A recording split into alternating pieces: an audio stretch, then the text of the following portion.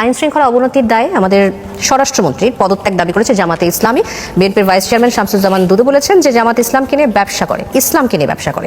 দেশের যত অপকর্ম হচ্ছে সব জামাতে ইসলামী করছে, কিন্তু চাপিয়ে দেওয়া হচ্ছে বিএনপি সরকারের উপর। এই যে বিরোধী দলের উপর দায়ে চাপিয়ে পার পেয়ে যাওয়া, এটা কি সুযোগ আসলে আছে নাকি বিএনপি? কিছুক্ষণ আগে আবু হেনা রাজাকি বলছিলেন যে স্বরাষ্ট্র মন্ত্রণালয় সবচেয়ে বেশি, আমাদের স্বরাষ্ট্রমন্ত্রী অন্যান্য অনেক বিষয় নিয়ে কথা বলেন, কিন্তু তার নিজের মন্ত্রণালয় নিয়ে কথা বলেন না। নিজেরা আইন না মেনে আরেকজনের উপর চাপিয়ে দেওয়ার চেষ্টা করছেন। আসলে বিএনপি সরকার ক্ষমতা নেওয়ার পর থেকে এখন পর্যন্ত দায়িত্বশীলতার পরিচয় দিয়েছে না দায়িত্বহীনতার পরিচয় দিয়েছে?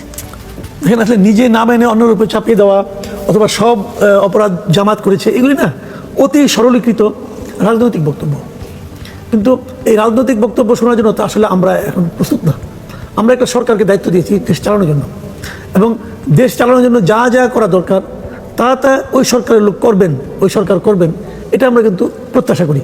এখন আইন শৃঙ্খলা মনে করেন অবনতি হয়েছে, আমরা দেখলাম একটা শিশুকে কি নৃশংসভাবে হত্যা করা হয়েছে। তো এর সঙ্গে দুদু সাহেবের কথা যদি মানি, জামাতে কি সম্পর্ক ভাই? বলেন আপনি ভাই, এটা কি কোনো কথা? আপনাকে দায়িত্ব দেওয়া হয়েছে, আপনি পারেন নাই, আপনার সরি হওয়া উচিত, আপনার লজ্জিত হওয়া উচিত। সেটা তো হচ্ছে না, আপনি আরেকজনের উপর দায় চাপাচ্ছেন। তো এগুলো তো ভাই ভালো না। শুনুন, আমি একটা ব্যাপারটা বলি আপনাকে, আপনি কি করছেন, আপনি কি বলছেন, এই সবই কিন্তু থেকে যাচ্ছে, মানুষ সব দেখছে। আপনি যদি মনে করেন মানুষ কিন্তু দেখছে না, মানুষ ভুলে যাবে, আমি যেটা বলবো মানুষ এটাই বিশ্বাস করবে, ভাই সেই দিন তো নাই। মানুষ প্রতিদিন মিলিয়ে নিচ্ছে। আপনি যে দুদু সাহেব যে কথাটা বলেছেন, প্রত্যেকটা ঘটনাকে ধরে ধরে বলা যায়, ভাই এখানে জামাতের ইনভলভমেন্টে কোথায় বলেন? আর যদি এ ধরনের নৃশংস অপরাধের সঙ্গে জামাত জড়িত থাকে, তাহলে জামাত অ্যারেস্ট করেন না কেন?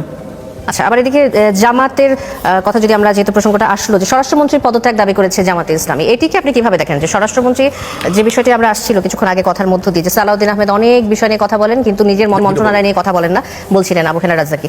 এখন স্বরাষ্ট্রমন্ত্রীর পদত্যাগ দাবির মধ্য দিয়ে কি দেশের আইন শৃঙ্খলা রক্ষা করা সম্ভব? আসলেই কি সব নিয়ন্ত্রণে আনা সম্ভব? তাহলে মানুষ কার কাছে চাইবে? জামাত যেটা বলেছে হয়তো এর মধ্যে রাজনীতি আছে, হয়তো আছে, কিন্তু আমার কথাটা হলো কি, মানুষ কার পদত্যাগ চাবে, কার বিচার চাবে? আমি ধরেন, আপনি আমার উদাহরণ দেবেন, আপনার বাড়িতে আপনি 2-3 জন গার্ড রাখছেন, তাদের কাজ হলো নাইটে আপনাদের গার্ড দেবেন, নাইট গার্ডটা রাখছেন।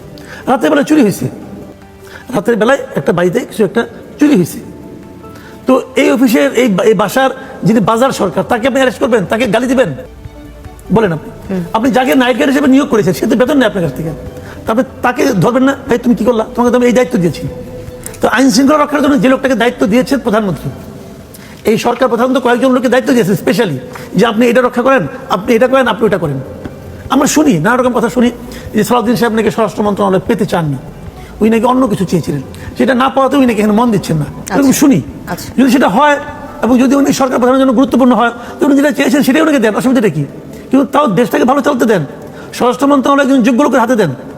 উনি অযোগ্য তা বলছেন, কিন্তু উনি হয়তো অনেক যোগ্য, কিন্তু এই কাজটা উনি পারছেন না, এটা সত্য। তো উনি যখন স্বরাষ্ট্র মন্ত্রণালয়ের দায়িত্বে আছেন, ওই সময় দেশে একের পর এক বড় বড় অপরাধ হচ্ছে, তো উনি বলবেন কি আমি কি অপরাধীর ঘরে যেয়ে বসে থাকবো, আমি কি সবকিছু করবো? না, আপনি সবকিছু করবেন না, কিন্তু অপরাধ থামানোর জন্য আপনার কিছু পদ্ধতি নেওয়ার বিষয় আপনার আছে, সেগুলো আপনি নিতে পারছেন না, আপনি কার্যকরভাবে কাজটা করতে পারছেন না, অথবা পুলিশকে অ্যাক্টিভ করতে পারছেন না, কিছু একটা ঝামেলা আপনার আছে, তাহলে হচ্ছে না কেন?